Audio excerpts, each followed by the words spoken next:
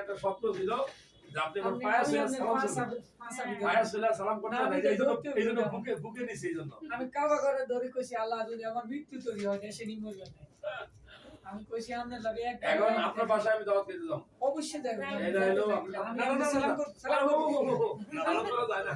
আমি জানি না এটা গুনাহ হয় কিন্তু আমি তো ওয়াদা দিছি আপনি আমার জন্য দোয়া করবেন আমার জন্য দোয়া করি আপনার এই যে ছেলে আপনার ওই যে মেয়ে আর আমার ভাগ্নি আমি যতদিন বাঁচবো আমি যেহেতু চিটাগাং রোডে যাতায়াত করি আমি যদি 14 গ্রাম কখনো আমি চিটাগাং রোডে যাতায়াত করি যেদিন যাবো এদিন আপনার পাঠাই যাও অনেক কষ্ট করছি আমি দেখার জন্য আমার দেখার জন্য 18 বছর অনেক টাকা পয়সা দিয়ে দিয়েছি রাখতে পারি আমার বাপ মা অনেক এগুলো যাকলে আলাদা হিসাব আমি এখানে আইছি আল্লাহ ভালো রাখবে দেখার জন্য ভাই বাস বুঝছেন আল্লাহ ভালো রাখুক আপনি কষ্টে আছি আমি দেখার জন্য আমার ওই জায়গাটা আপনার সাথে আমার একটা সম্পর্ক হয়ে গেছে ভাই ভাই সম্পর্ক হয়েছে আমি যখনই সুযোগ পাবো